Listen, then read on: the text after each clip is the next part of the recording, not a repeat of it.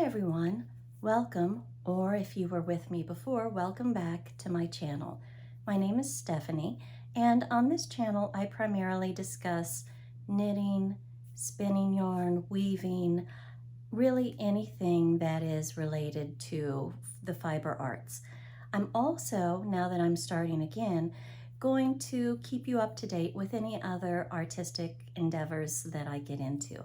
I happen to do a lot of drawing, portraits especially. I love drawing people, so I'll be sharing those with you from time to time.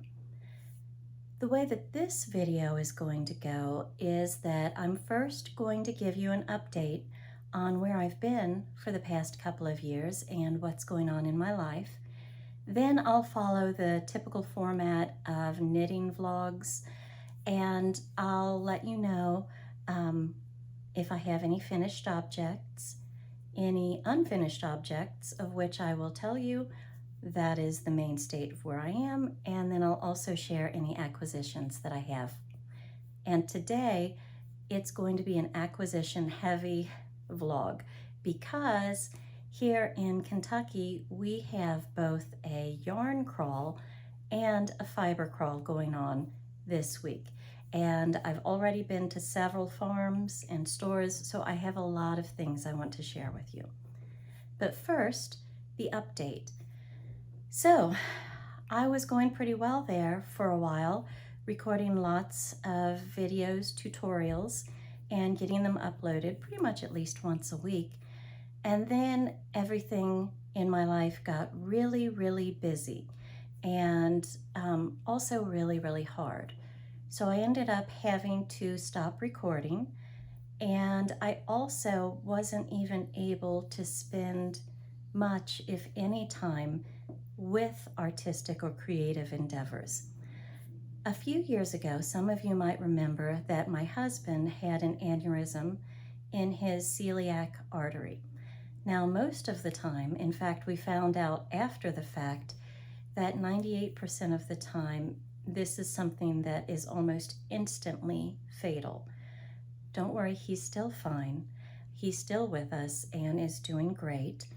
However, it got us thinking. Once he got home from the hospital and recovered, we really spent a lot of time thinking about what would happen to me and to our kids if he was unable to work or if, God forbid, he passed away.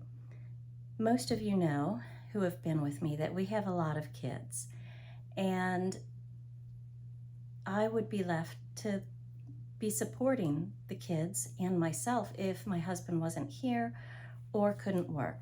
Now, I had worked part-time.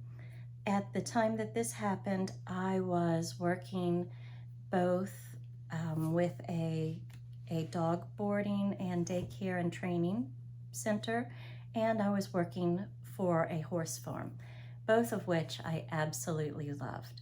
I'm a big animal person, as you can probably figure because I'm in the fiber arts, but both jobs were part-time, and at the horse farm I got paid in writing lessons, which I love doing, but obviously I needed a little more. And at working with dogs was wonderful as well, which I really, really love dogs, but it was just not set up to be a job that would be something you could do and support a large family.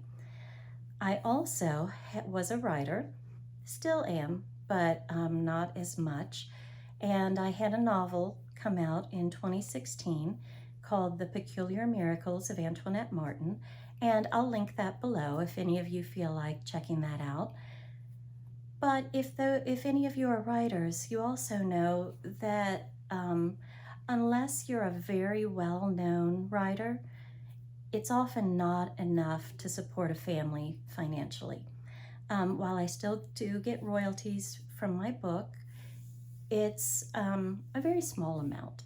And while it is immensely satisfying to me and was the accomplishment of one of my life's goals, it just didn't feel feasible to support a family on that income. So after a lot of thought, I decided to go back to school for a second master's degree and I ended up studying clinical mental health counseling, which means that I now work full-time as a therapist, a mental health counselor, and it has brought me so much personal fulfillment. I absolutely love and feel honored to sit with my clients as they are healing from really difficult times in their lives. I specialize in trauma, and I have a special interest in medical trauma or birth trauma.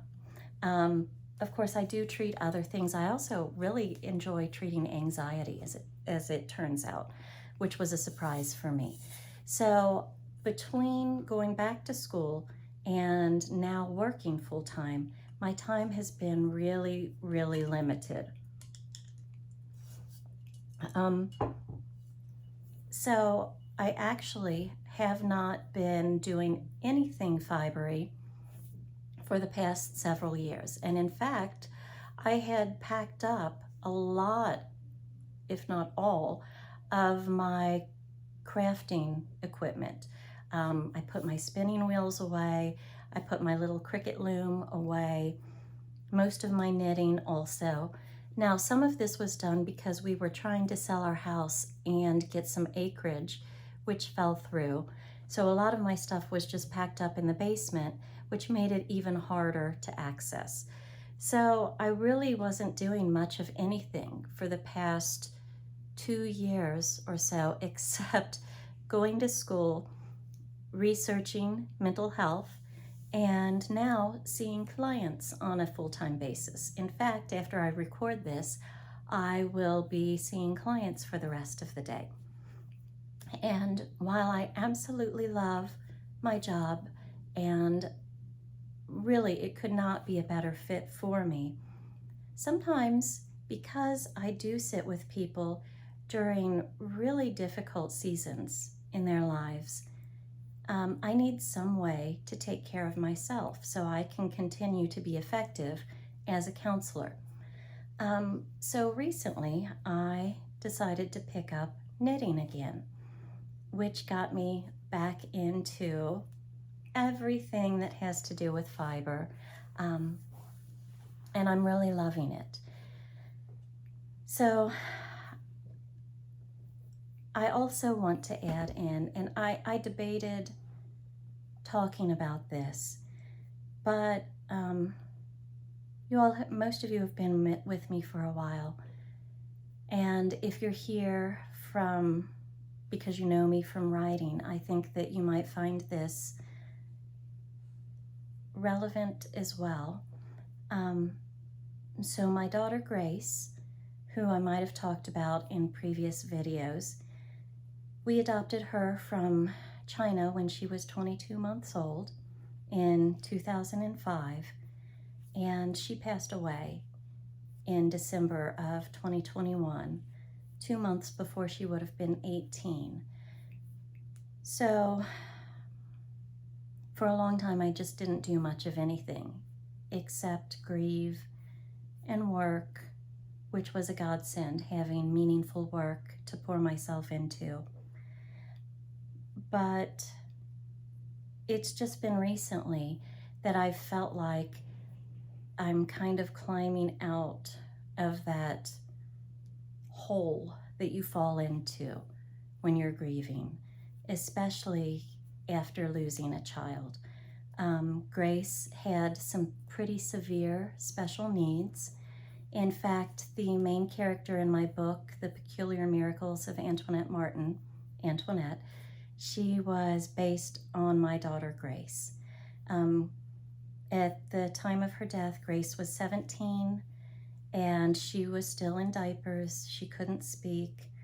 In fact, she was in residential care at the time, and my husband and I are still trying to figure out exactly what happened. So yeah, it's been a hard couple of months. I'm just going to leave it at that. I will let you know something that I did that's probably surprising to some people, but was very healing for me, is is I got a tattoo to kind of memorialize Grace. And I'm going to show it to you now if I can twist my arm around. So here, let me try and stand up. Here we go.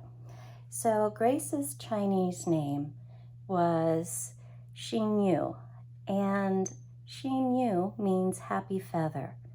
So for a long time I associated Grace with feathers and with birds, specifically with sparrows, because we often think of sparrows as the smallest of birds.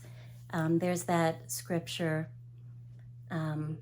about two sparrows falling to the ground, and they don't do that without God's knowledge. There is also a song, an old gospel song that I've always loved, His Eye is on the Sparrow, which is just beautiful. So I got this tattoo to commemorate my daughter's life. The flowers on the tattoo are violets and primroses, which are the flowers for the month of February, their birth flowers, and that's because her birthday was in February. The reason that I'm sharing this with you, aside from the fact that I've really just missed this community that we built up here, is also because Grace played a huge role in my getting into fiber arts. So we adopted Grace in December of 2005, and we had never been to China before. That was our first trip. We've since adopted additional children from China, so we've been back several times. But I really wanted something to do on the long, long plane ride going over to China. So I decided to teach myself to knit. So back in 2004, before we went to China to adopt Grace, I taught myself to knit, and I have been diving deeper and deeper into the fiber arts ever since then. So in a way, I have my daughter Grace to thank for bringing me to this wonderful creative practice and this wonderful community of fellow fiber artists.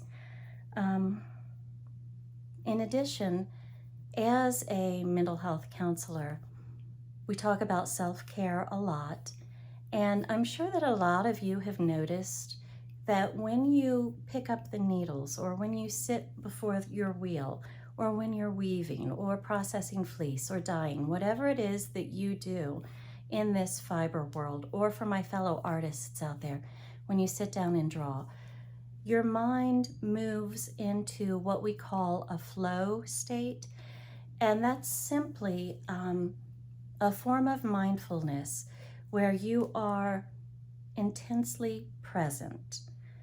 I find it especially easy to get into that flow state when I'm knitting. I find that the repetitive movement, the bilateral movement using both hands, really almost immediately, it's as if anything I've been carrying during the day just falls away, and I'm able to just sit and enjoy the process of knitting. I'm able to relax. I'm able to let my mind just let go of anything that I've been holding on to during the day. So in thinking about that, I've been actually doing a little bit of research on the mental health effects and the impact that knitting, specifically knitting, has to do, or the impact that knitting, oh my goodness, I am losing my words. Obviously, I have not done this in a while. I've been doing a lot of research on the positive impact that knitting has on mental health. And there are several correlations between knitting and better mental health, specifically for PTSD, for anxiety, and for depression. Also, knitting has been linked to better cognition, better problem-solving skills, and has even been found to be beneficial in preventing Alzheimer's and dementia. So what I also thought would be fun as I continue these vlog type or blog or podcast type of episodes would be to kind of sprinkle in information about the benefits of the fiber arts or art in general on mental health and possibly physical health. So I have some notes here. I'm going to make sure that I covered everything, which I have. So now it's time to dive into the fiber arts portion of our video. So the first thing that I want you all to know about before I even get into showing you my acquisitions and my unfinished objects, because I'm going to spoil things right now and let you know I have no finished objects at all. I'm getting close on one, but unfortunately, as I mentioned, I have not been back into the fiber arts for too long, and so I have nothing actually to share with you that's finished. But before I show you my UFOs, whips, and acquisitions, I wanted to let you know that I recently found Yay for Yarn. Yes, Yay for Yarn. And she teaches ergonomic knitting.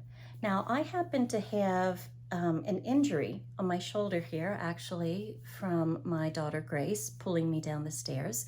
And so I have a little tear in the tendons and muscles up here.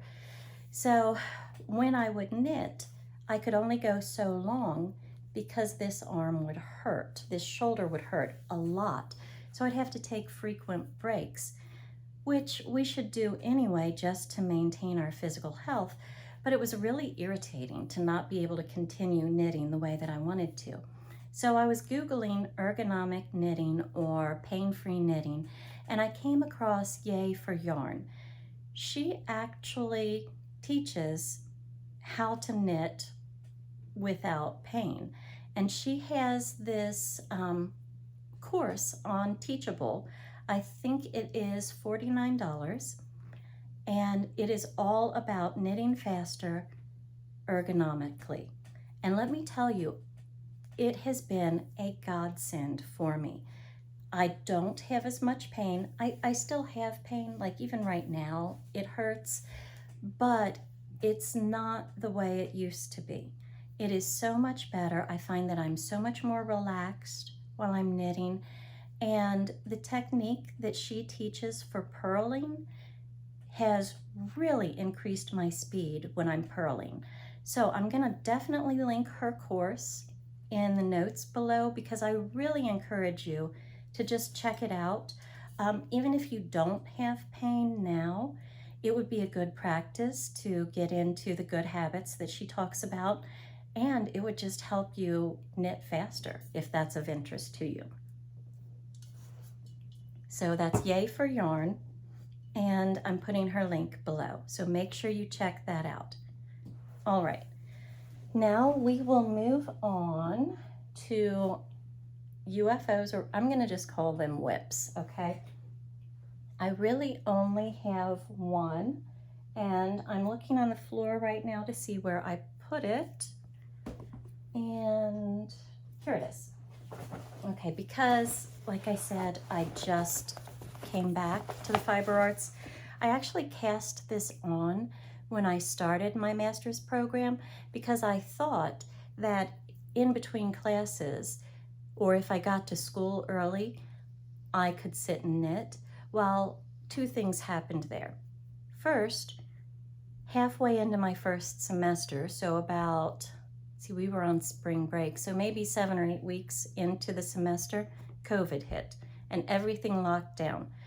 So it ended up that a lot of my program was online, which actually ended up being okay. But that was one reason I was not bringing knitting to school with me. The second reason is I found out really quickly that there was not time. If I got to school early, I was studying, or I was writing a paper, or I was trying to catch up on my clinical notes. Every spare minute was spent in school. So I got a couple of rows finished on this when I was in school. So I've recently picked it back up, and I'm going to show you the pattern that I'm working off of first. It's a shawl by, oh boy, Ines and Zane, and it's called I Heart Lace. I don't know if you're going to be able to see it very well, but I picked this pattern because it is largely stockinette knit with a lace border. And I chose that when I thought I'd be doing this while I was in school, because I thought, well, just doing something in stockinette would be easy. I wouldn't have to think a lot about any lace repetitions or anything like that. And I am actually really glad that I chose this, because it has been a fast knit now that I've picked it back up. And as my first kind of dipping my toe back into the fiber world, it's been great to just kind of refresh my skills and to,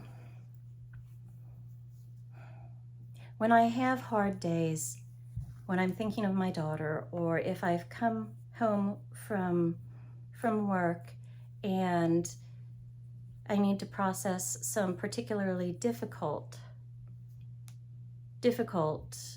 sessions, not because my clients themselves are difficult, but because, you know, if you're a therapist or a counselor, you'll understand this. We really root for our clients, and we really become attached to them. We care about what they're going through, and some of the things that people are having to deal with now, you all, it gets to us. So sometimes I don't have the brain space to come home and do an intricate knit, but I can sit down and do stockinette. So I'm going to show you how far I am right now. And this is just my safety line. I need to add another one right now. And this is just really, really simple. It is top down with increases on the ends and in the middle. So each knit row, you're increasing by 4. And it has been a really fast knit. I love it. I am almost to the part where we start with the lace. I am going to try to show you. That's about where I am, and I want you to get a good look at this beautiful, it's hand dyed, and I'm gonna show you. I bought this this yarn at the Kentucky Fleece and Fiber Festival before I started school in 2019, I think. So this was hand dyed by Rhapsody in Hue. Hope that you can, there we go, Rhapsody in Hue. And it is fingering weight. They're both fingering weight. And so I've got 2 colors that I'm going to do. I've got this beautiful deep burgundy kind of color. And then I'm going to, when we get a little bit before the lace, I'm going to change to this kind of tweed. There we go. I hope you're picking up on all of the beautiful colors in here and the little bit of tweed. I'm going to add this on at the bottom. So the burgundy is, let's see, it is 70% merino, 20% yak, which, let me tell you, if you've ever been able to spin or knit with yak, it is so incredibly soft. I highly recommend it. And then it does have 10% nylon, which is really nice because it provides a lot of stitch definition. And then the tweed that I'll be adding on is a superwash wool. It looks like BFL and 15% nylon. So I'm really enjoying the knit. It is a very fast knit, so I can definitely recommend that. This is my only whip that I have right now, but I do have two, and this is going to be really painful, you all. I need some smaller knitting project bags. So if any of you all have favorite project bags, put the link to where you got them in the notes or in the comments below, because I would love to check them out. I really want to get smaller project bags. So anyway, I had been working on this etched Rio wrap by Blue Sky. Again, it is just a lot of stockinette. It's knit up in a rectangle, so you're going this way while you're knitting, and then you're going to stitch up along here. And it has a little bit of lace on the bottom also. I think I'm sensing a pattern with my knitting. And so I got pretty far on it, and I'm using this gorgeous tonal hand-dyed yarn, and I got pretty far. I also have these really, really cute stitch markers, coffee cups, and chocolate. I don't remember where I got these. If I do, I will let you all know. But I started this a couple of years ago. I did not mark where I was. And while I could go back and read the pattern, I also noticed I made quite a few mistakes in the lace. So I am going to rip back all of this, because I also think that in this part, the lace, I don't know if I can hold it so you all can see it well enough. I just know I have too many mistakes in here, and I would not be happy with it. So I'm just gonna rip it back and redo it, which feels painful. I'm trying to see if I have any information about the yarn I'm using in here. It really feels painful, but I know I wouldn't be happy, so I'm gonna do that anyway. Yeah, so the yarn is Malabrigo, and it is their sock yarn, and it's kettle dyed, and I'm trying to see if they had the color on here. Nope, it's just superwash merino. Well, it's kind of backwards for you all, but you get the idea. So this is, let me see if I can get that, kettle dyed merino. So I'm gonna rip that back and start over. I have one more to show you that I'm gonna rip back, which is also kind of painful, but I also kind of don't mind, because you know, it just gives me more time to knit, more things to knit. And these projects that I'm gonna be ripping back, most of them are stockinette, a lot of stockinette, and right now I'm really all about just process knitting, just being able to sit down, not worry about the end product, but just enjoy the pace of working with my hands, enjoying that flow state that your mind gets into. It's just incredibly healing. And that's kind of what I need right now. So I have been also working on, well, this was not have been, let's get real. This was a couple of years ago, several years ago. I had been working on this raglan sweater, and I got to where I divided the sleeves, and which was great, but I didn't put the pattern in here with this. Now I could just continue knitting and just knit on down to, I don't know, wherever, however long I want it to be, and I might do that. But I'm not thrilled with the color of the yarn that I picked out and with the weight of the yarn. It's very heavy. I actually have it, hold on a second, let me get the yarn for you.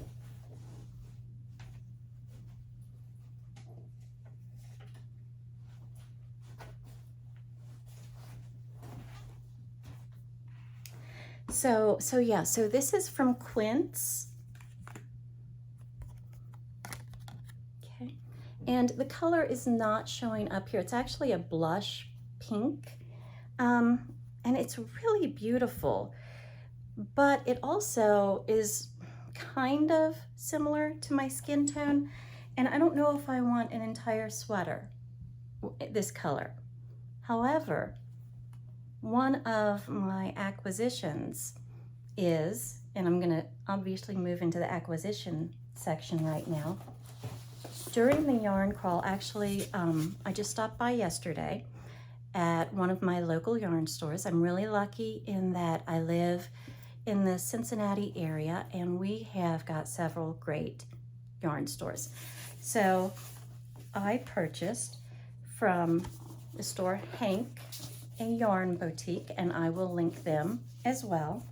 I purchased this book, which I have been looking at for a while. It is from Lane, and it is 52 Weeks of Shawls. And this book is gorgeous, you all. It has got such beautiful photography in here that even if I'm looking for this specific pattern that I'm thinking about with that yarn, with the Quince yarn, even if you're not going to knit a lot of shawls, look, it is a beautiful coffee table book. Look at this. Isn't this photography gorgeous? I love it. And it has 52 shawl patterns. There is one though that when I opened it up, I mean, they're all gorgeous. They're all absolutely gorgeous patterns. Like, let me show you some of the others. But when I opened it up to, look, and look at this photography again. Isn't that just beautiful?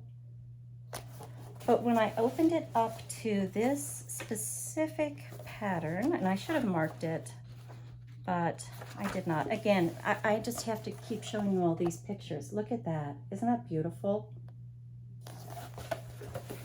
That I thought of this yarn that I had been using for my sweater.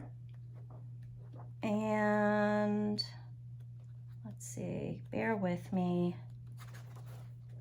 Like the old Saturday Night Live, talk amongst yourselves. Look, okay, again, see, I just keep, the photography in here is amazing. But it is a beautiful pattern that I really think would be perfect for that Quince yarn. You all, here it is. You all tell me your thoughts. Look at this. I hope you can see it. Let me make sure. Look at I love the floral motif there. I love that. And I just think it would be beautiful in that Quince yarn. And I have enough of it too. So that's what I'm thinking about doing with this Quince yarn. It doesn't tell what breed it is. It's just 100% American wool. It is very springy though. When you squish it, I mean, it's nice and soft. It definitely has the feel of a yarn that would be good for an outer garment. I mean, it's next to skin soft. It really is. But I don't know if some of you have knit with Targhee before. I don't know if I'm saying that correctly, but it kind of has that type of feel. It's definitely not a merino. It's not that soft, but it feels like it would be really good for a nice big sweater to wear outside when it's cold, or a nice thick shawl. So that's my plan for this yarn. So what else do we have here? Now we are firmly in the acquisitions portion, which I have a lot. So I concentrated during this, we have both the Bluegrass Fiber Crawl and the Carnation Yarn Crawl going on this week. I will also try to remember to put links in the description for information about both of those. And because I have a lot, let's see if I can show you, of fiber. Ignore how messy this is. I just got everything back up and out of the basement. And in fact, this is my daughter Grace's room, and it is now my craft studio, and I kind of love being in here in the place where she was, in her place. But anyway, back to what I was saying.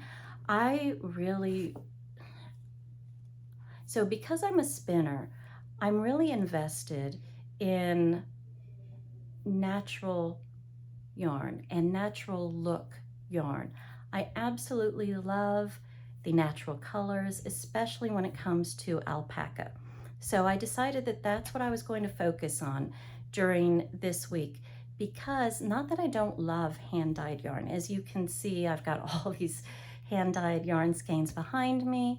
I've done dyeing myself, but what I find is that they are more easily accessible. It is not as frequently that I run across just natural color fibers. So that is what I decided to focus on. So all of the yarn that I'm going to be showing you is natural, and then fleece and fiber as well. So my first stop was at Eagle Bend Yarn, and luckily they are an alpaca farm that is very close to where I live. Put their information up here.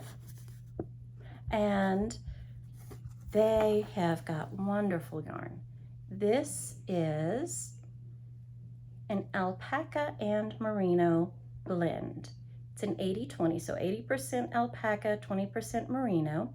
It is a 2-ply fingering, and it is 220 yards. And look how beautiful this is. This color and this specific yarn, I don't know, it's not focusing well on that. I hope you all can see that because it's beautiful. This specific yarn, this yarn is specifically the one thing that I knew I wanted to get during this fiber crawl, because I had purchased this yarn previously, and then I knit my favorite Salchi hat with it, and then someone washed it and put it in the dryer, and it completely felted. So I was devastated and knew I wanted more of that yarn. So I went to Eagle Bend first. So I got those 2 skeins, and then they have a quarterly box. So a quarterly yarn and fiber box, and they had a few of their spring boxes left. And so what it comes with is a picture of the alpaca that the yarn came from. This is Romeo. Isn't he adorable? I mean, he's just too cute. And a little information sheet about Romeo, a little sample of his fleece, 2 skeins of this gorgeous, I wish you guys could touch this. Oh, it's so soft. It is wonderful. This is just the natural color. It's a fingering weight, maybe a little bit more than fingering, but it is beautiful, soft, and then comes with patterns for hat, fingerless gloves, and a little headband. It also comes with a little project bag, and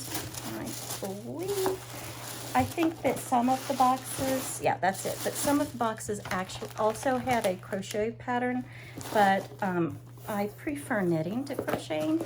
My son likes to crochet, but I knit. So also from Eagle Bend, if you spent a certain amount, which of course I did, you also got some project bags, which look how cute this is. I love this color. As you can see, I'm a big blue fan. And then for the Carnation Yarn Crawl, they were giving away these project bags also after spending a certain dollar amount. I will tell you, because I got 2 of these bags because of the amount I spent. So then on to my next stop, and I'm going to try to, I'm watching the time because I have a client after filming this, and I want to make sure I'm not late. My next stop was at 2 Point Alpaca Farm, and this was second on my list of places I knew I absolutely wanted to go. And that is because at 2 Point Farm, she specializes in Suri alpacas. So there are two types of alpacas, for those of you who don't know, and I'm going to, I'm going to show you the difference, okay? So there is Suri, which, look, this is black. This is the natural color. This is not dyed. Look at that sheen on there. Suri in feel, it feels a lot like silk, okay? It is gorgeous. It behaves like silk, both when you are spinning it and when you are knitting it. So as you see, it is going to have a beautiful drape. You see these skeins don't stand up on their own. Look, this is American wool, this is Suri. So you would not knit a sweater out of this, okay? It's not gonna hold its shape. You would knit a gorgeous shawl out of this. This is mainly Wakaya, blended with 20%, no, this is straight Wakaya, okay? So Wakaya is a little bouncier, a little loftier, and has a little bit more structure, as you can see, whereas Suri, So Wakaya alpacas, let me see if I can get you close. You see it's beautiful. It does not have the sheen that Suri has, but it is still gorgeous. Wakaya are the alpacas that are fuzzy, that look like the little stuffed animals, the ones that you just want to cuddle. Whereas Suri alpacas are very gorgeous as well. They're the ones who look like they have the long dreadlocks, and they are the ones that have the sheen to their fiber and incredibly long staple length. Now, Suri alpaca has a reputation as being difficult to spin and difficult to knit with. I have not found that ever to be the case. I have a video on combing and preparing Suri alpaca fiber to get ready to knit with it. If you just think of it as silk, it does the same thing. And I absolutely love Suri to knit with and to spin with. So if you have any questions about that, feel free to pop them down there, and I will respond. So then I stopped at Reclaimed Ranch and got some fiber. I got this gorgeous fluff, so nice. Now the great thing about Reclaimed Ranch is that all of their animals are rescue animals. So they provide homes for alpacas, llamas, Angora rabbits. Also, they have they have roosters and chickens too as well.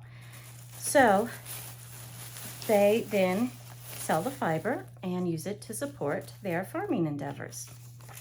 So this fiber, and when you purchase fiber from them, they give you information about the animal that it comes from. This fiber is actually from a alpaca, okay? So it is from a llama and alpaca cross, and it is gorgeously soft, so floofy. Cannot wait to spin with that. And here, his name is Ollie. Then I also purchased this roving, and it is a combination of alpaca and Angora rabbit roving. And that Now, the Angora in that one is from Woolly Bully, and I actually got to hold him. If I can figure out how, I will pop a picture in of him. And then finally from them, I purchased an ounce. This is a full ounce of Angora rabbit to spin. And this was from Coconut. So it was a lot of fun visiting Reclaimed Ranch as well. She showed us around the farm, and it was just a really neat place. All of the farmers that opened their homes and their farms to us were just absolutely wonderful. So I highly encourage you, if you have not been on a fiber trek or a fiber crawl before, I highly encourage you to try it out. And I am going to hurry through this last place where we stopped. And this was at the Kentucky Natural Fiber Center. And they had several, they had a lot of fleece for sale. So as you can see, I'm really big on the alpaca fiber, but I also purchased some fleece and fiber from sheep. So I purchased a little bit of already dyed because I loved these colors. This is the only dyed fiber or yarn that I purchased, but I absolutely adored these colors. I'm not sure what I'll do yet spinning wise with it, but I just needed to have it. And this is, I believe, they didn't have it coated, but I think it was Border Leicester. As for, I got 2 ounces. This is washed, but not dyed. It's a Border Leicester cross. So I got that. And then my final purchase, and I have big goals for this, is this, giant unprocessed Rambouillet fleece. And it is so soft. So for those of you who don't know, Rambouillet is like merino in feel and in structure. So I plan to first clean the fleece, process it. Let me see if I can let you see it without the bag. It's actually, it's remarkably clean. Now these are the shored ends where they went through and clipped. So down in there, but it's still very clean. So my plan is to clean it, and then I want to spin enough and hopefully leave it in the natural color, because as I mentioned, I really love that, but spin enough to make a sweater and a shawl and a couple of other things too. So that is where I am fiber-wise. So thanks for sticking with me this long. I don't know, I'll show you 2 things. I've been doing a lot of art also, and so I'm gonna just show you 2 pieces real quick that I've done. So here is one. I like to draw faces. This is a portrait of someone I saw on Pinterest. And then I've also done some poppies. These are with oil pastels. And I'll show you this last of all. This was from a course that I took by Tony Burt. I'll also link to her if you're interested in that. And this is watercolor. So thank you for sticking with me this long if you made it. And I will try to remember all of the links that I said I would add in the comments below. And if you have any questions, just shoot those to me. Also, remember, if you do know of any project bags that you specifically enjoy using, I would love to hear about those as well. So thanks for sticking with me this long. I am hoping that I will be able to do vlog type updates from now on. I would like to have weekly videos out. I cannot guarantee that I will be able to stick with that schedule right now, especially if they end up being as long as this one did. But I probably will have more vlog type videos simply because doing tutorials takes a really long time to set up. But I also want to have some of those still because I really enjoyed that, and I really enjoyed the community that we were able to create around that. So until next time, I'm Stephanie, and thanks for joining me.